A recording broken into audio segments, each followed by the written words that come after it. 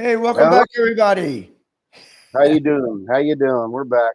Florida West Coast Fishing Report with Captain George and Captain Sergio. And guess what? There was a little bit of thunder in the distance around my house, but God, last week everything went off the air. And Jota, did it burn your modem? Is that what happened? I wonder Yeah, if we it's, we think it fried his modem. your modem. Did it get burnt last week Last week. when you lost everything? What happened? Yeah. Okay. Was it a wire that got fried or something?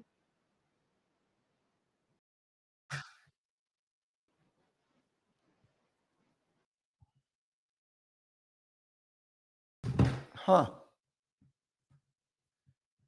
That's kind of crazy. Right? And that, of course, the timing was terrible. Yeah, right in the middle of Right everything. in the middle of the show. Of course. We got Donald is already on the line, and Donald's getting ready to give us an update on tagged redfish winners. I There hasn't don't been know, many. but I got the update on tag non-redfish winners. Eight Um, eight people. eight Have already. caught. 8 people have caught tagged redfish that were not registered. This thing for $35, they could have been winners. You know, If they're a member already. I don't know what it costs if you're not a member. well, it's 35. Well, you can't do if You for have you to to be a be in the member, but I'm tournament, you got saying to be a member. right. But I'm saying if you're not a member, what is it like $70, I think, for both of them. for total? Yeah. Yeah. So, Zero tagged reds by registered anglers. That's what I thought. zero tagged reds by registered anglers. I heard I heard some of the people were saying, oh, they were kind of bashing it a little bit. They were saying, oh, they're saying 8 people called them that weren't registered. I think it's BS. They're just trying to get more people to register, and they were going on and on about it. But there was I forget how many they said were released, but there's different amounts released in each area. And With the then I don't know if they did it this year, but last year, if the county wanted to put some money into it for X amount of dollars, they would release extra tagged redfish in your county. Yeah, I heard that before too. And I've I heard don't that. think that's right. I think it's just, hey, No, it should be according to the even. size of the area. So in other Yeah, words, if it's a small area, a percentage. release one or two. If it's a Tampa Bay, they should release 8 or 10 of them because Right. Tampa Bay is a big area. Same way like Crystal River, Homosassa, all these places. But yeah, that's what I heard. That if the county wanted to pay extra money, then they would release more. And we got Captain Eddie Caldwell, AK Mr. Snook, and I don't know what he's doing.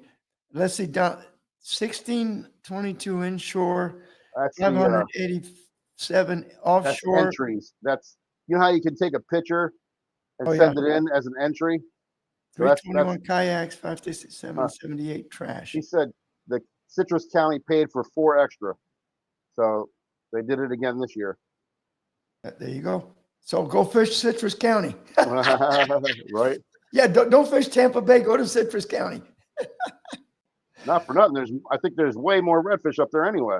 Yeah. So let's see what happens. Now, this weather, it's kind of funky. It's been yesterday. Was it last Friday morning? Yeah, it was Friday morning. I had a charter, and like I said, since I don't have a boat yet, I had John Rivers was put take me out because these people, they like a nice, fancy, wide, big boat, and he calls me at 4:45 in the morning, texts me, lightning hit his driveway, went through the concrete, went up his trim tab. Now I haven't. They were supposed to go to his house today and take the boat to check it out, but he said all the wiring was fried, but he didn't know about his electronics or his motor because everything, all the wiring is fried. Right. And I'm thinking, I got a feeling it might have burnt the brain on the motor and it might have fried all the electronics. Yeah, that's bad when that comes that close like that. Yeah, I was out there that day on a charter, and I catching bait in the morning. I was watching the storms, and it was like oh, I need to get done fast. Luckily, I got done quick. I was like 6:18 in the morning. I was done catching bait, and then I was checking it out. I went by a bridge just to hang out there because at the time I was getting ready to pick up was about the time that stuff really started moving in. Then it kind of went past a little bit, and it was the game of staying away from it. And then at one time I had to go. We fished for a while, and then we had a second wave that was not supposed to happen. After the morning, it was supposed to be stay clear until about 2 o'clock. That didn't happen. It was about 10:30. We had a good lightning patch come in, and when I started seeing the lightning, that was it. We ran to a bridge, and it's a little small bridge, so it's kind of low. So it kind of you feel really protected because it's so low to the top of the boat. You're tucked Yeah. in pretty nice. So we went there, and then we were catching fish under the bridge, so that was good because my clients were still fishing. And then it never came. It went south of us, and we were doing so good at the bridge, we stayed there fishing for a little while. We actually put some nice fish in the cooler, and then it was a good day. We had a mix of everything from mangrove snapper, snook, redfish, trout. It was a good mix. So I was glad I did that trip that day. Oh, and we seen juvenile tarpon. Yeah, somebody was complaining that all of a sudden the tarpon disappeared. Well, Is we it- had Huh? it was funny. The last two trips that I mentioned them, it was almost like they were on cue. I mentioned, oh, this area sometimes gets juvenile tarpon, and then one would roll. I'm like, oh, they're right there, cast, you know. But that trip on Friday morning, we seen 6 tarpon roll by the boat. And those little ones, those little 30 to 40 pounders, Yep. they're the most fun to catch. Oh yeah, they can be finicky sometimes though. Yeah, that's true. No Yeah. question about it. And a lot of times with the tarpon, even the big ones, if you're using lures, it's more of a steady, slow pace retrieve. You know, it's not like with some other fish. Sometimes jerk, you know, doing a couple of hop type of thing works really well. With the tarpon, it really it seems like more of a slow pace uh, retrieve type of thing, and barely any motion to it. Seems to get a better hit. Now, one thing I noticed when I was out last week filming, I didn't see a lot of bait on the surface. I saw a few pods of thread fins, but I didn't see as many as I thought I this time of the year I should have been Huh. looking at, you know? Now, the last let's see, when did I go out? On the weekend when I was out, there was Tons. tons of it on top of the water. Matter of fact, there was one strip that was so long, I wasn't sure if it was bait or not because it was so long. And then when I got closer, I'm like, wow, that's all bait, all thread fin, large ones like 6-inch, 7-inch ones, Uh-huh. tarpon candy. Well, I'll tell you what, you get those big thread fins. I want to get them, and I vacuum seal them. Like I told you, cut them up into pieces and vacuum seal them already cut and take it with me, especially later on in the winter, in the fall. It's great bait.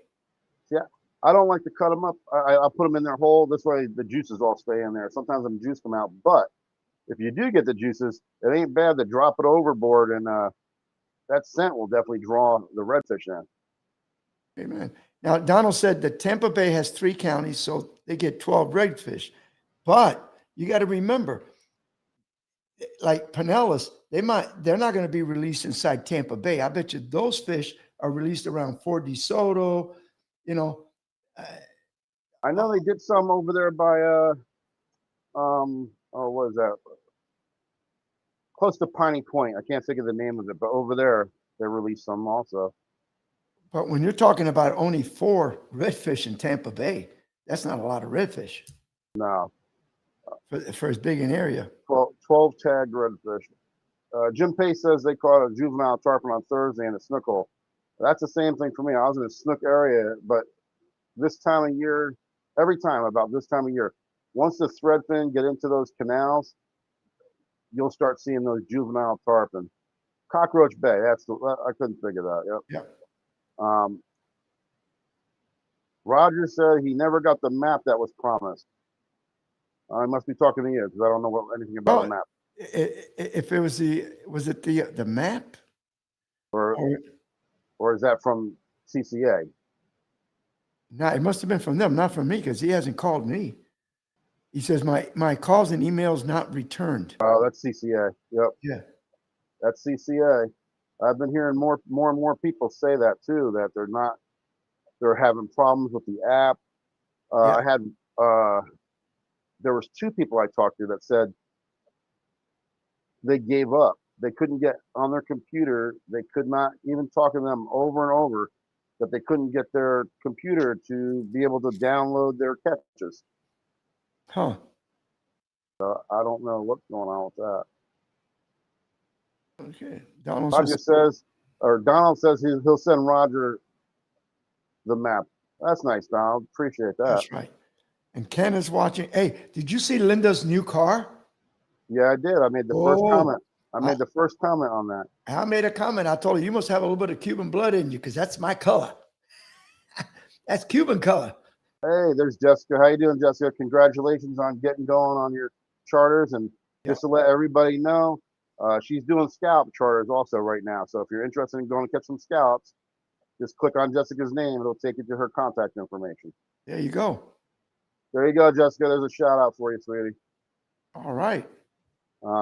Yeah, her and her husband, they love to fish together. They fish all the time and they catch them. They do a good job. They do a lot of tournaments together. I'm always seeing them posting up good pictures.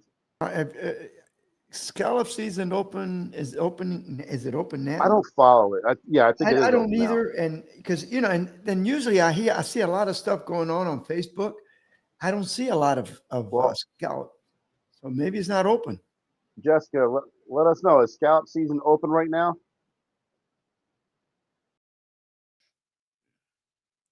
I'm sure she'll know living up in that neck of the woods. So I don't know because I don't follow it, but like, Jim Lemke and a couple other guys used to all run up there and rent the place out and stay up there and do it, do that stuff.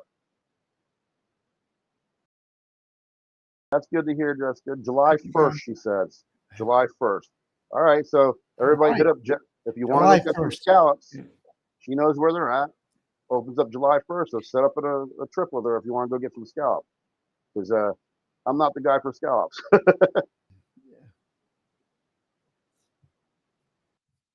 I'm thinking maybe, George, we ought to talk to her about doing a show with her scalloping.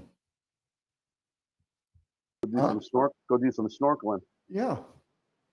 Go up there and have her take us to do a show scalloping and we can take the GoPros with us underwater. Right. And get a bunch of that footage because Holta ain't going to do that, but we will. Come on, Holta. Put your swimsuit on.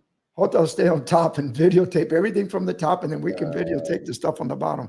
Holta will be the shark watch out. Yeah. After you get bitten, he says, "Oh, I forgot to tell you, there was a shark there." Yeah, Jessica, I think that give us get in touch with us. Maybe George and I, if you got the time, we'll go up there and do a show with you on scalloping, and that'll make a nice show. See, I like scallop. Yeah, she says good eating and then great eating. Roger said, and I like scallops, but I never acquired the taste for oysters. Oh, I love raw oysters with a shot of lemon and a shot of hot sauce. We used to have, when I used to live up north when I was a kid, I was about 10, 11 maybe, and we always had the Italian Fest. And our Italian Fest was huge. They would shut down a few blocks, block them off, the police would block it off, and then everybody would set up tables and all kinds of Italian food and pastries, and the oysters was like a big thing. They had these tables with the ice on it, and they had all the oysters, and you'd have 3 old Italian guys crack them open and just keep putting them on the ice for everybody to keep coming down. And I tried it one time. Of course, they all laughed at me when I gagged on it. My uncle used to bring a big old galvanized tub full of ice with all the oysters on it and put it on the driveway. And 3 or 4 of his friends would come over and me, and we just sit there and just pop them. And man, I'm telling you, with a squeeze of lemon and a drop of hot sauce. Yeah, that was the thing. They drank the beer with them. Of course, I had in those days. Lemonade? Lemonade? No, I was drinking 3V Cola. Probably you never heard of it. No, I don't know that. It was a big yellow V with a 3 in it. It's called 3V.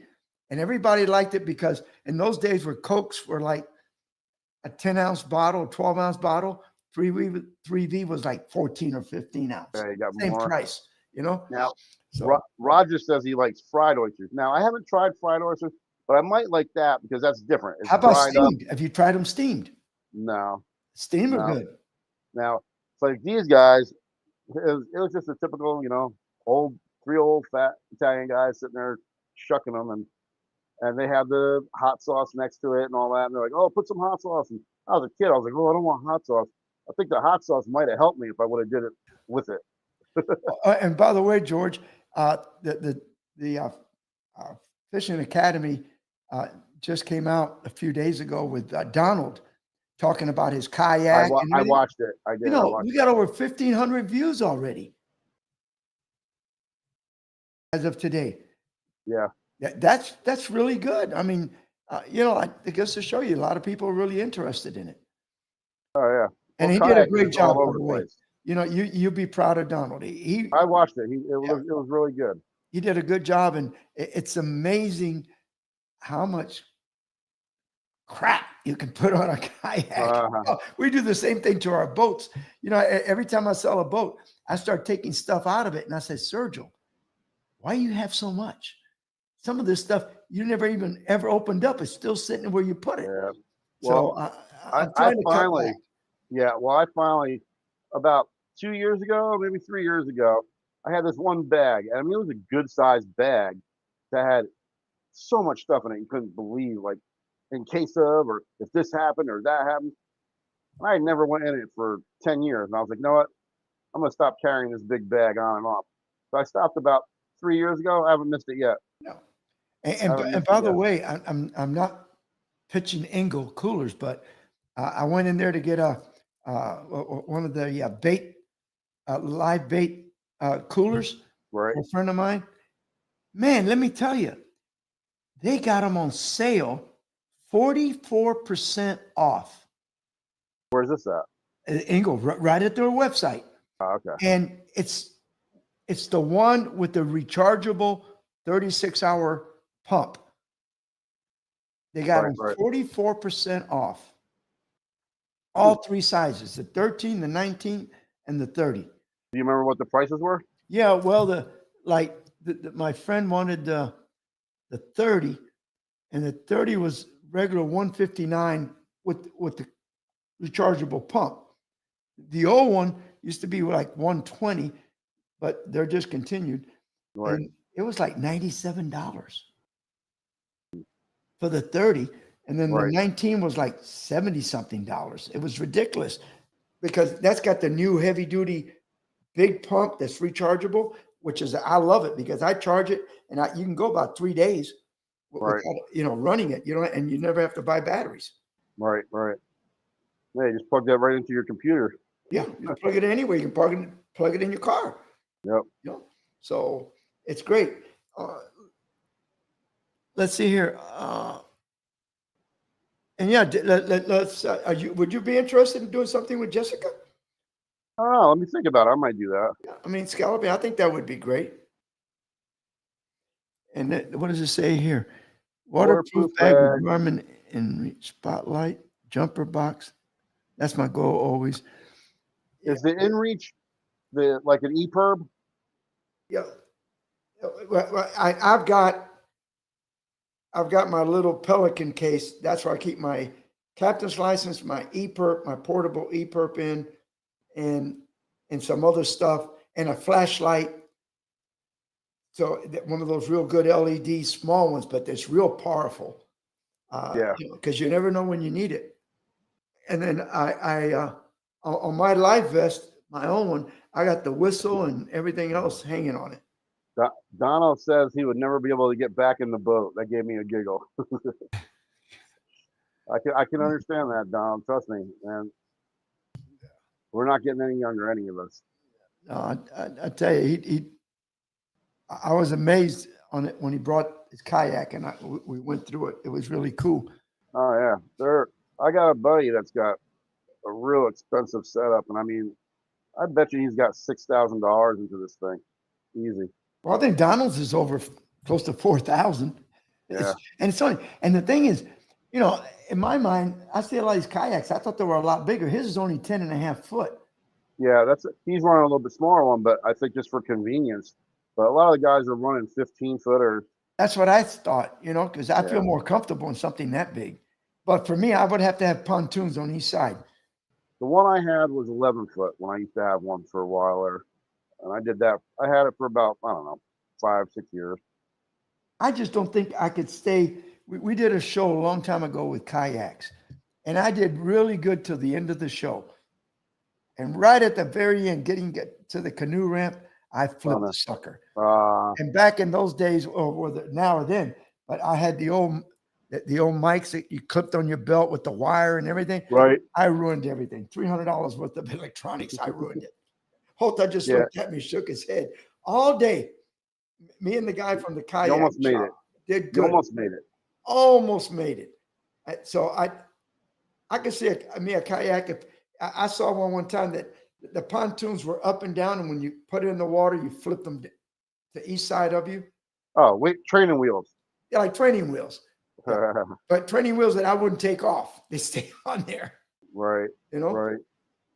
No, I remember one time I was, I had my kayak and I had an egg crate that I used to keep everything I needed, for the kayak, and then my seat would be in there. And once I took my seat out, the egg crate would go in the back. It had rod holders that I mounted on it. It was a good little setup.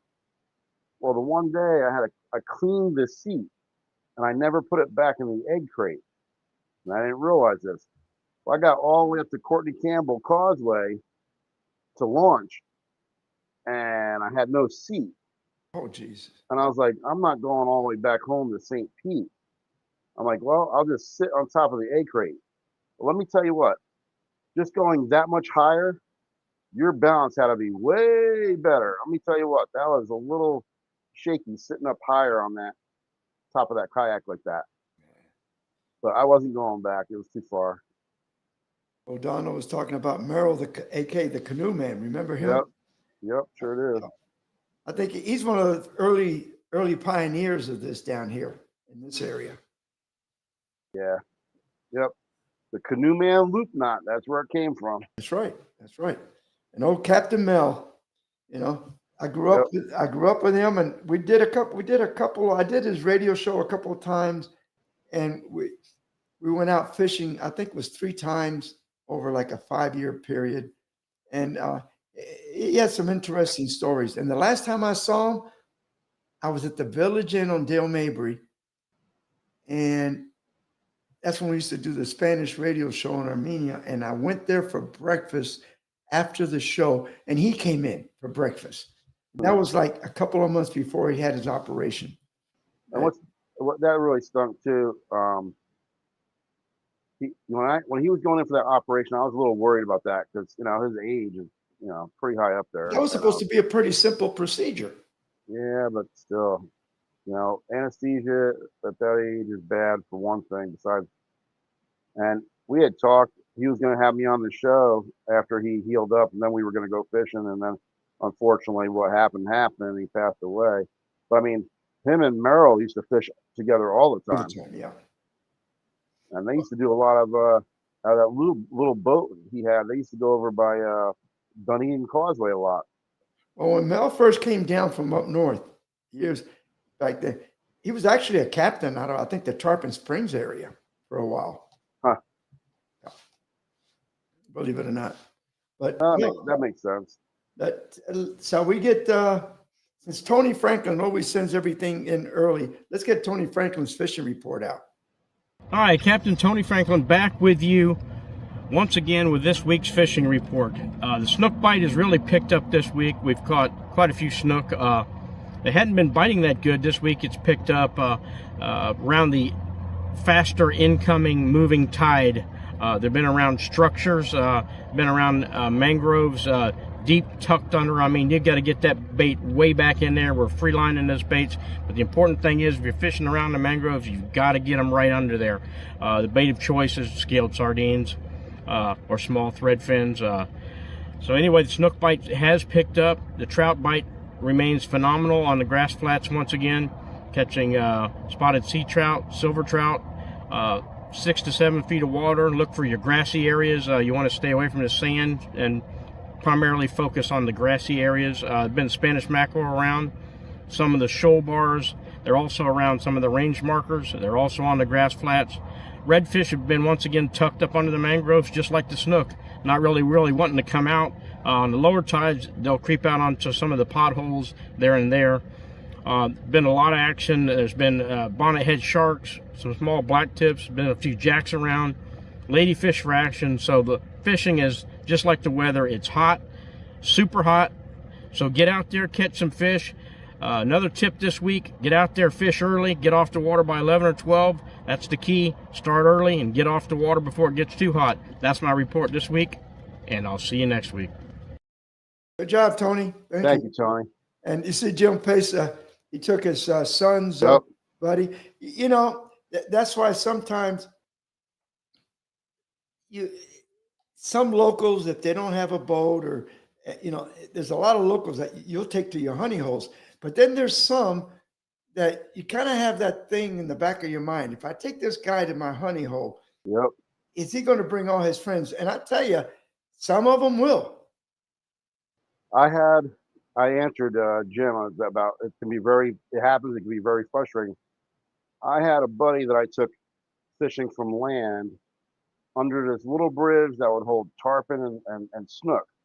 So it's, you know, it's a nice little spot. Next thing I know, like a few days later, I go there he is with like 2 or 3 of his friends fishing it, and I'm thinking, wow, and you didn't even call me to see if I wanted to go. You know what I'm saying? So it happens. Yeah, it's human nature. Yep. It's human nature. You know, if they see you, somebody sees you in a spot, they're going to go after it. You know? Well, I get captains like that. There's sometimes they'll see me in a spot multiple times. Next thing I know, that captain will be there because they know. Well, there was something on Facebook the other day. I don't know if you saw it or not. Some guy was complaining. He says he had another captain follow him the whole day from the time he left the ramp. Everywhere he went, that captain was right close to him. It happens. You'll get that, you know. And then I have other captains that are real respectful, like Captain Anthony, a few of them other guys, real respectful. Like if they know, hey, that's a spot that George fishes all the time, they leave it alone. It's nice when you have that kind of respect. Or you know, nobody owns the water, but there is a courtesy. You know, and what bothers me is some of the guys that when they go back to that spot, I see them. They can throw wreck it. Beer cans, crap over the side. They don't care. Not only that though, sometimes because they maybe don't know how to fish the area correctly, they'll be too loud, be too noisy, use the wrong kind of tackle, pull in way too close to the area. There's all kinds of things that can change whether you actually catch fish and that they spook the fish out when you get there. Donald said, Catfish. Find your own damn fish. Yep. And he said, show them the catfish hole. Yeah. I'll tell a you lot what. of times, you know, the guy doesn't know that particular spot you took him to. I got spots that the fish only want to bite at a particular part of the time. Right. So I've had that happen. I took one guy out about 3 years ago. One spot we caught a bunch of redfish off this one dock, and I swear to God, I thought for about the next month, every time I went by there, there was somebody there, and then finally they quit going. And I think this guy told them about it. You know, because for the longest time there was nobody ever fishing that dock, and all of a sudden people started. Or what I hate is the guy that can't keep it to himself. He's got to go tell every one of his friends, "Hey, you got to go over here." And then all of a sudden, like you say, you show up one day. It's not just one boat; there could be 3 boats. I have that happen to me with a bait spot. I had a bait spot that was just a gem of a bait spot. Nobody was catching bait there, and it wasn't a big area. So then one of the captains that kind of moved out of the area and stopped fishing it told everybody about it because it didn't matter anymore because he didn't live here. And then next thing I know, there was 5, 6 captains catching bait there, and guess what? It destroyed it. it wrecked it. They don't care. Donald says, "Tell them squid works best." Yeah, Now, it Donald, does. I'm going to tell you something. I've been wanting to try it, and I still haven't done it yet. But years ago, maybe about 7, 8 years ago, Mote Marine was feeding their larger redfish that they were raising squid. And in the pond they had in the back, they'd go out to the area, and these fish would know when it was feeding time, and they would be throwing them squid pieces, and these big redfish were coming in and eating these squid. So then they, a lot of them got released. So I wonder, in the area, you might throw some squid, And you never know. because if that's what they got raised on, nobody would be using squid in a redfish area. No. And like you said, it's just like my little pond in the front of my yard. I throw a certain thing, and when they see me, they see my shadow, they all come up, and I give them a specific floating fish pellets. So Right. if they've been feeding those redfish for a long time on squid, Right. you know what? They get out in the They're open. gonna eat it. If they smell that squid They're somewhere, going to eat it. Yeah. they're going to come to it. Jim Pace says squid will catch big reds. I said, I don't doubt it. Like I'm saying, especially if they're raised like that. Now I'll tell you what, this winter, I caught more redfish this winter fishing for sheep's head with filler crabs than I ever caught. And I mean, a lot. Well, they are bottom feeders. Oh, they eat crab. right? Yeah, they eat crab. I mean, blue crab, they love blue crab. But, for whatever reason, this year, or this last winter that just passed, I should say, a lot of my docks that I fished for the sheep's head, we were getting red. And not like one or two. Sometimes we were getting 3, 4, 5 off of one dock. On fiddlers. Yep, on filler You know crab. what? It could have been just because, hey, it was something different for them to eat. Or there was a lack of food there, and you're bringing them. A lot of the food, right? Yeah. You You want to run Tony's? Well, we ran Tony. Or Franklin. excuse me, not Tony's. Pam has one. Let's do Pam. Hi, Pam from Tampa Fishing Outfitters. What a weekend. Wednesday, went out my annual trip with Travis and his family on the Salty Dog with Captain Brandon. Little man, Isaac, first trip out, he's only 11. Check out the gag grouper he landed. We caught so many gags and had to throw them back. But we also did real well on red snapper. Also found a lot of red grouper. So that was great. Everybody limited out and did a great job. Switched out the rods that night and headed to Louisiana. Had a 2-day redfish tournament.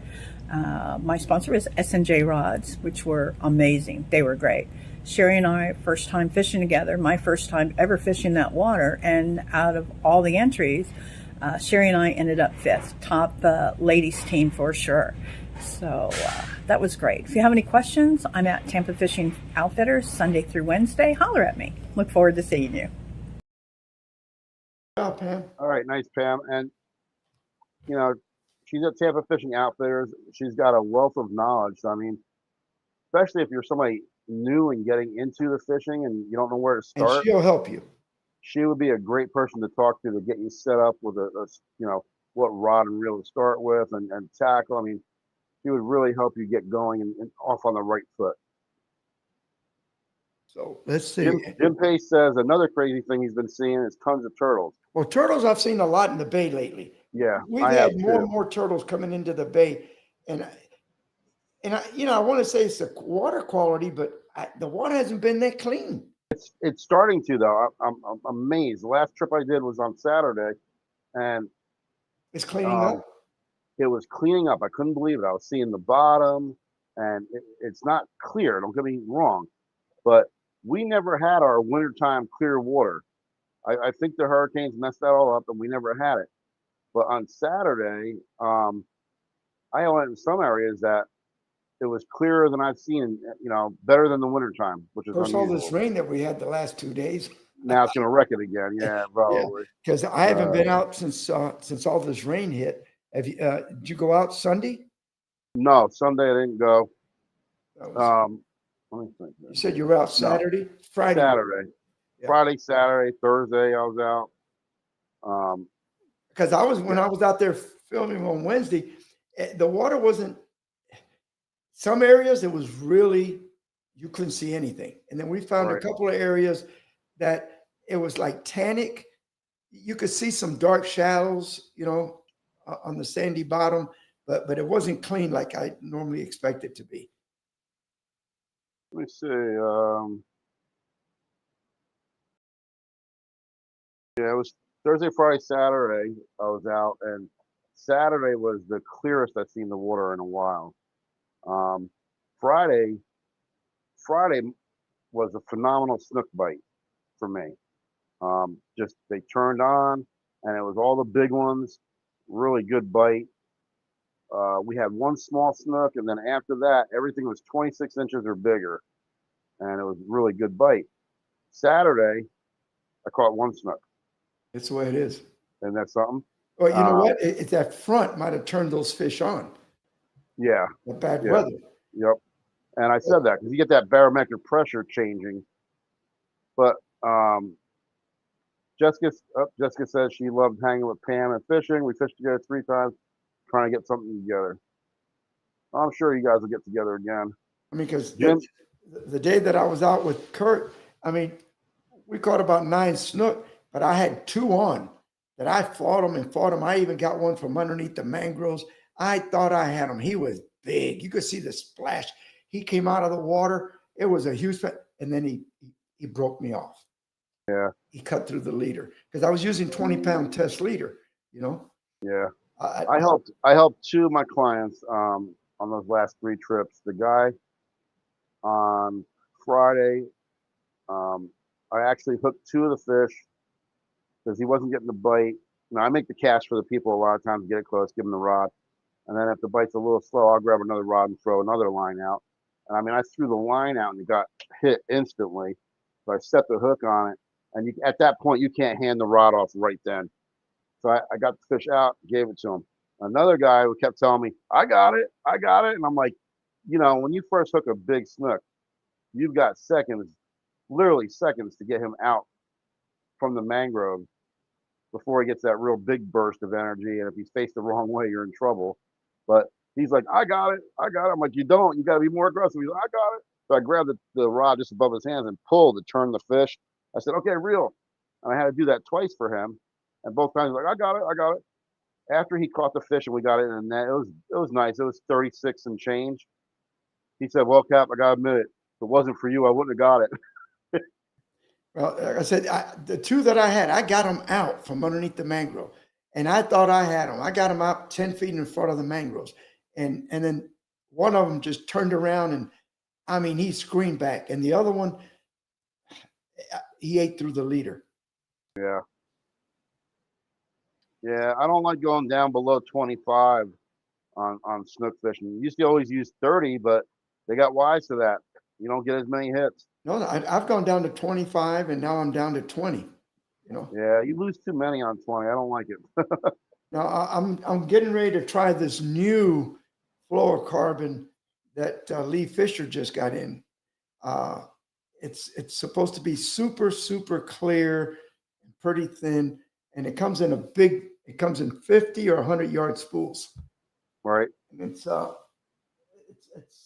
supposed to be pretty good stuff. So I don't know. I got some 30-pound I'm gonna try out this week, see what happens. Roger said, big snook, you better be ready.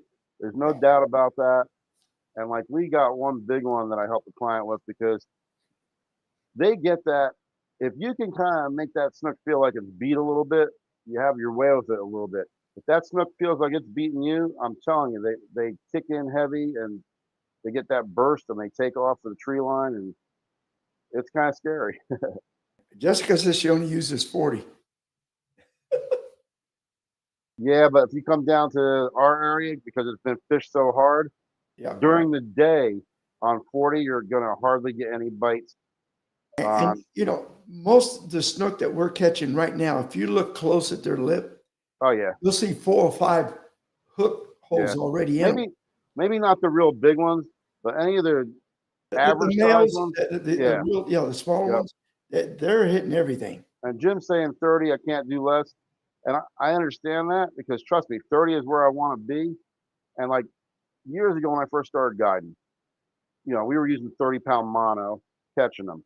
Well, then fluorocarbon came out, and everybody was like, "Oh, that's BS. That's BS." Well, I started doing comparison, and it was 2 to 3 to 1 compared to the mono and the fluorocarbon. So everybody switched over to fluorocarbon. Now everybody's using fluorocarbon, and we were using 30 years ago, no issues, and they started catching on to it, maybe getting used to seeing the different presentation or what it looked like. Now sometimes I've actually switched back to mono and gotten more bites. So I think it's what they're used to seeing.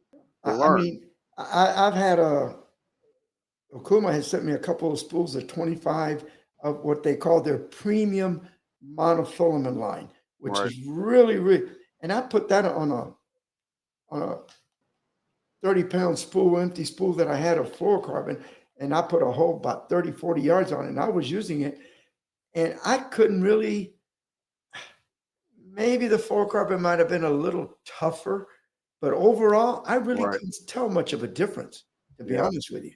Now Jim's asking, what did you catch those big snook on? The ones we caught were actually on 25.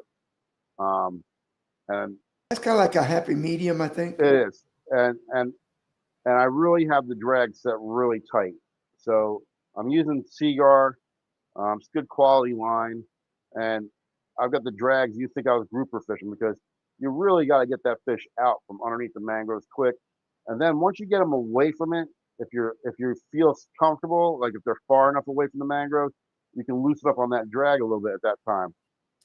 Yeah, but again, Tampa Bay's got a lot of pressure on them. Right. It's not like you go up to Crystal River, you go up to Homosassa. You can throw a heavier leader. Yeah. Or at night. If you're nighttime fishing and you're bridge fishing, you could put 40 or 50 on there. But over here, man, these fish are getting hit so hard every day that it's tough. Well, let's see. Let's get Scotty Rose video in. Hello, everybody. This is Captain Scotty Rowe from Charlotte Harbor, chiming in. I know I've missed you all for the last couple weeks, but I've been a little busy, but that's okay. But here I am. Some really interesting stuff going out there in Charlotte Harbor.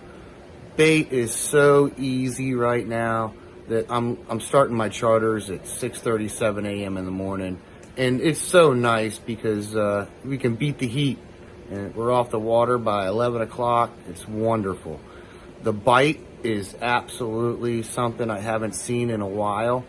We're having 40, 50, 60 fish days between snapper, trout, snook, jacks, you name it. It is just on fire. Ran into something really interesting that happens several times a year with me in the Peace River. Sawfish. We boated one the other day that was about 7 foot and very, very cool. And of course, you can't take them out of the water. You just get it close and clip the line. But definitely cool. I run into one or two a year, and it's definitely awesome when it happens. Tarpon bite is really good in Boca Grande for those guys that want to go out there and angle for those big ones. I don't do that anymore. Juvenile tarpon, not a problem. We're catching plenty of those little 10, 20, 30 pounders in some of the canal systems. And another thing too, I try not to fish the canals, and right now we've really been having some wonderful high tides, so I have been stuck way back in the bush, way back in the woods, just having fun with that, not having to look at a lot of boats. Good things going on right now. Tight lines, everybody. You want to tear them up, we are doing it right now in Charlotte Harbor, and we'll talk at you next week. Good luck, everyone. Got it. And he was talking, George, about when I was that 2 weeks ago, I was down there in Boca Grande with Rolando and all that. We were tarpon fishing, doing some stuff. And I think I mentioned it to you. On Wednesday, there was only 9 boats in the pass, and we were one of them. Jeff Hagerman, we were on his boat. I saw Dave Marquette, Mike Manning, and one other guy that I knew. Out of 9, I knew 4 of the captains. The other 5, There might have been local guys that, just Probably. lived there. Whatever. But I mean, to only see 9 boats in the pass. That's And strange. then the next day, Thursday, and remember, out of the 9, we were one of them. So there was actually 8 other boats. Thursday, it was 20 boats, and we were one of the 20. And again, it was Mike Manning, Dave Marquette. But I didn't see a lot of the guys that normally are from here that would have been down there that go every year. I didn't see none of those. And I started asking Jeff, I thought, well, what do you think is going on? And some of the people think it's all the normal companies that come down every year to do the tarpon thing and all that. Well, there's still not a lot of hotels around because of all the hurricanes. Number 2 is, a lot of people just saying, oh, well, it's hard to get. The ones that are available, I think they jacked up their price. And I can tell you, food is gone sky high. Places that 2 years ago, we're going out to dinner at night, and I'm talking having a nice meal, $16 a person, $17, which is reasonable. Right. You take Pine Island. Pine Island is not a fancy place. You go down to Matlacha, and you got a bunch of these little restaurants, and they're okay. But, even then, $15, $17, that was a little high. Man, last Tuesday and Wednesday, I'm talking $30 to $35, $39 a plate. It's crazy. So I think, I don't know if between people, just not wanting to come down because reservations aren't as not, and maybe the prices, the way they've gone up and everything else. I know that I did talk to a couple of the companies that used to take people down there to Boca Grande. This year, they went to the Keys instead. Took their people to the Keys to do their thing. So I don't know, but I was shocked to only see 9 boats on Wednesday, and then we went out on the beach, and there was nobody on the beach. We say, well, maybe everybody's on the beach.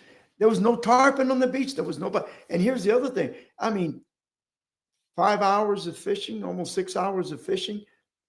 We hooked 2 fish, landed 1, and we saw maybe another 5 fish. And there was fish. You could see them on the side scope. Right. There was fish down there. They weren't biting, but it's just, my memories just 3-4 years ago, get down to Boca Grande, and I'm thinking, there's 40, 50 boats here. Rod tips touching each other. Yeah. And to look and only see 9 boats, 8 boats in ours, I said, this is crazy. Something's really nuts here. So I don't know. Huh. Let's get Michael Dawson, huh? Good morning, y'all. This is Captain Michael Dawson here at Patriot Guide Service here with this week's fishing report and forecast. So our area is showing great snook fishing right now. The snook have been full force this week. We're averaging 30 to 40 big snook a trip, throwing white bait and grunts up here on these big schools on the beach, and they're eating everything that touches the bottom. Get out there early morning or late evening. Just the middle of the day bites a little tough. As long as we have low light conditions, they've been feeding very well. For those willing to get out there and be brave, get out there at night, and the fish are eating even better. Offshore, the grouper bite is absolutely phenomenal, of course, with it being closed, but they are everywhere right now. Any reef, rock, ledge out there has all these big gag grouper on it. Goliath grouper on all your nearshore wrecks. Mangrove snapper firing off offshore. It's a great time to be out there. It is really hot out there right now. Make sure you bring lots of water, sunscreen, a hat, something to keep you cool out there because you will need it. But if you can brave the heat, the fishing has been absolutely phenomenal. Switching back to the inshore, a lot of guys have been asking about tarpon. Seems like our tarpon season's starting to fizzle out a little bit. Still some fish around, but not as many as there was a couple weeks ago. Hoping the weather being hot this week, a little less rain, maybe a few more fish will pull in before our July full moon. But it's looking a little slower out there right now. Scallop season coming up here in a couple weeks. Looks like it's going to be a great season for them. Out there scouting around, lots of scallops on every one of our flats right now. Anywhere from Anquo, north of the river, just south of the river, out there by the Cody River, out by the Stilt Home. Seems to be scallops a little bit of everywhere. Put some time in, be safe. Like I said, it's a couple weeks away. Make sure your gear's all ready to go. Make sure your boat's in good running condition. Don't be the guy everyone's making fun of at the ramp. Get out there, have your stuff ready, and get out there and have a good time. Captain Michael Dawson, Patriotic Guide Service. Thank you, Michael. Nice report. Nice report. Good fish, no doubt. And it's true. I've been hearing reports that the group are off close to shore. It's just going crazy. Yeah, of course, because they know it's closed. That's why. And, hey, they're going to open it up for 3 days this year. Yeah. Yeah. And of course, those probably the 3 days is going to be 20 knot winds and you can't get anywhere, you know? Yeah. I know Dave Dennison went down there. Yeah, that's what he was saying. You know, I didn't see Dave Dennison. Jason was out. Panther used to go down there. Well, Dave did go down there this year. He did. He must have gone Yeah. early and came back. Okay. Because one of the captains that I talked to, and he said, I said, well, you're here till the end of July. It's a pretty long time. He said, no, I'm going back on the 3rd. I said, well, when you coming back? He said, I'm not. He said, Huh. I don't have any bookings like I normally do for the whole month of Wow. July. He says, Normally, on the 3rd is normally my last day. yeah, normally you can't hire a captain unless you booked it way early. But I guess, like, you know, if the places are hard to get to stay, if the prices are way up, and the bite is not that good, you know, Yeah. even Thursday with 20-something boats, we saw maybe 8, 9 people fighting fish in 6-hour period out of 20 boats. Right. You know, and that was it. So it wasn't that many. You know, I don't know. Well, who's left? Let's see. We got you and we got Michael Haynes. So we do him and then we'll do you. Running back to back, I think, so we make the time. Yeah, that way we don't run out of time. Good evening, everybody. Captain Mike Haynes, Fishbones Charters out of Crystal River, Florida. Hope everybody had a wonderful Father's Day this past Sunday. This week was a little slow for me. Only got out on water one time, and that just so happened to be with a buddy of mine, Captain Jeremy. And we had a fun day of catching a bunch of fish, catching trout, redfish, and snook. Lesson learned when getting your bait in the summertime. Make sure you do not stuff that live well with as much bait as you possibly could. We were anticipating something and it didn't happen with some schools of redfish, so we wanted as much bait as possible. But because of the low oxygen levels in the surface of the water, those pinfish didn't survive very long. Had too many pinfish in the live well. Oxygen levels kind of decreased in there no matter how much water we were pumping in there. We had about half of our pinfish die on us. So summertime, low oxygen levels, try to not stuff that live well as much as you anticipate that you're going to catch fish. But just a lesson learned. It's kind of funny. I will say that this year we're starting to get a lot of floating grass everywhere. And it's kind of a nuisance, especially for artificial and everything like that. But when you see those floating grass mats that are pushed against banks by the wind, tide, or whatever, you need to key in on those. Because that's one thing we did, the little technique that we do every once in a while. See a big grass mat that's just kind of pushed underneath close to mangroves and creating a lot of shade. Well, one of these shade spots that we found, we were catching no fish on the outside around the points or anything around this island, but there was this just big mat of grass just pushed up against there from the wind. So we said, well, let's just see if there's anything underneath there. And sure enough, there was. We caught a number of redfish up underneath that grass mat. And well, basically what we would do is throw it on top of the grass mat, slowly bring that pinfish right to the edge and let it drop. And then it'll start swimming up underneath there. And as soon as it did, we were hooked up. It wasn't fast and furious, but about every minute to 2 minutes, we were pulling a redfish out. So there was also snook up underneath there. Lost a couple snook come off of there. Just unfortunately, being way up underneath that grass mat, there's a lot more stuff under there we couldn't see and getting cut off by barnacles and limbs and stuff like that. But there was a lot of fish underneath that grass mat. So in the summertime, looking for that shade, you see those big grass mats, fish them. They really do produce, kind of like bass fishing. It's the same concept. These fish will just get up underneath there away from the sun and the cooler water and just kind of hang out. Other than that, any other mangrove places that we fished with the high tide, you had to throw that thing as far back as you possibly could. They weren't on the edge of the mangroves or in the middle. They were so far deep in there. You really need to skip that bait as far back as you can to be successful. So summertime pattern, get up underneath mangroves. That's your best pattern at this point of time. Other than low tide is out. Fish at least 30 to 50 yards away from those points that are normally covered by high tide, because that's where those fish are staying. The other point I want to make is also most of these fish were sitting on hard bottom. Summertime hard bottom is cooler than your grasses or your mud. So find that harder bottom. You'll probably find these fish stacking up in those areas there. So have a good week. We're going to be out scalloping, doing a little scouting for scallops this week. So I'll have a report on our scallop situation for next week.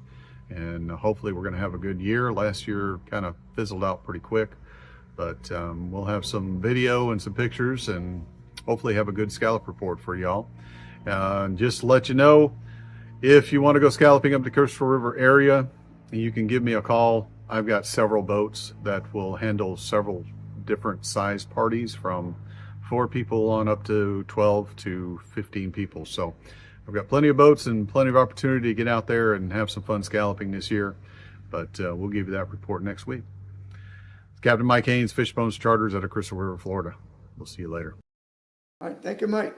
All right, Mike, thanks for the report. All right. Let's Good get your report, George. Good details on that one. Yeah, that was very good. Hey guys, this is Captain George Hastic of Fish Hunter Fishing Charters, coming in from St. Petersburg, Florida. Well, not much has changed in the patterns from last week. The weather stayed the same. It's probably going to stay kind of the same pattern for a while now. We've got some mackerel that have moved up into the bay. They're good size. The quantity up in the bay is not what I would be expecting. I'm expecting a lot more right now, but the size is making up for the lack of quantity. There's definitely some good mackerel running anywhere from 20 all the way up to 30 inches. And they're taking white bait, gold spoons, silver spoons, so you can kind of do the variety if you want. If you don't want to catch bait, you can definitely roll some spoons, and that'll definitely work. Some of the areas you want to check is around your range markers, channel markers. If you start seeing some nice schools of threadfin herring, if you see them getting, worked, big splashes, explosions, that's the dead giveaway. If you see some mackerel free jumping, of course, that's another giveaway. Your deeper water along your edges of your grass flats, where it starts to drop off into that 7-8 foot of water off a grass flat, that's holding bait, which in turn brings the mackerel in. The snook are definitely tucked way under right now, so you got to make really good casts, do a lot of chumming. Your Scout Sardines is working very well right now. We're using a 1/0 to a 2/0 hook. I'm running anywhere from a 4 to 5 foot leader, 25 pound fluorocarbon leader, and usually 10 to 15 pound test braid. I'm using Finn's wind tamer, and I like the white. I really like the white. It's been working really good, very easy to see. The clients can see it. You can see when your lines are starting to curve, and you can see where it's going. And also when you get a hit and that line jumps a little bit, really easy to see. The redfish, they're under the mangroves also, but a little bit of scattered stuff, out on the flats also. But you definitely got to throw some of the baits underneath the mangroves, and that's the snook and reds have definitely been hiding out from the sun. Now the trout have been out in the open. They're in like 6-7 feet of water, grass flats with a lot of sand holes in them. Also some oyster bottom, like coral with just good shell bottom with some patchy grass and corals mixed in. That's going to hold bait, which in turn is going to hold your trout. I'm throwing the sea shad. I'm throwing 2 colors right now, the chicken on a chain still, love it.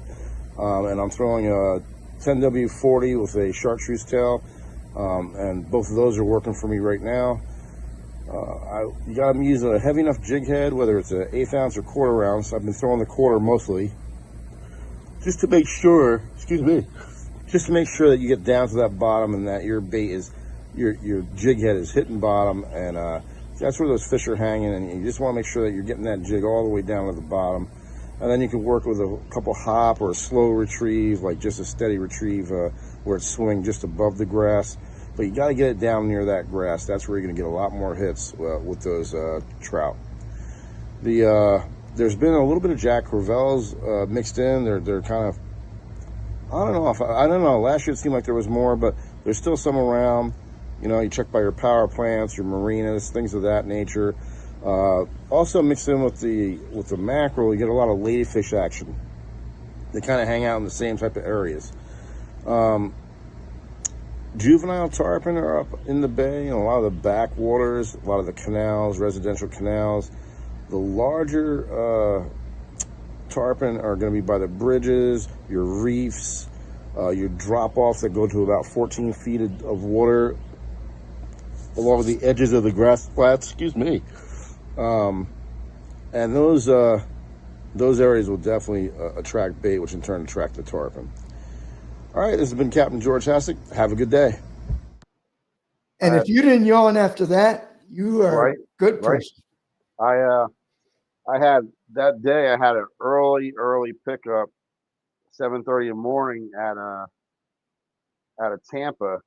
You know, I'm launching out of St. Pete, so I had to get up earlier, catch bait earlier, and get up there by 7:15. So I don't know. I woke up at like 3 o'clock in the morning or 3:15 in the morning, and just It makes for a long day. Yeah, and that was a 6-hour. That was a 6-hour trip that day. Wow. Well, George, that was a good job, man. I appreciate it, man. I tell you what, you'll see my report next week. I had a kid out by himself, and it was his first time doing a saltwater trip on a boat. He had fished in the saltwater just from the beach. His largest snook was 14 inches. He said, "Do you think we can beat that?" And I said, "Yeah, we shouldn't have a problem beating that." Well, this kid had one of those banner days, like unbelievable. I told him, "It's too bad you're not in a tournament today." Because his first snook of the day was 36.5 inches. Wow. Fantastic. First snook of the day. I said, "Well, I guess that beat your 14 inches. His first trout of the day was 21.5. Wow. I said, "Man, you need to be in a tournament today." Yeah, he should. And that was his first day of saltwater fishing on a boat. Beautiful. But that's what you want to see happen. right. Well, I guess we ran out of time. We had time. Well, thank you everybody for tuning in. Make sure you tell everybody to tune in every Monday night, 7 to 8. Yep. Thank you for watching. Yep. All right. And, good night, everybody. Take care.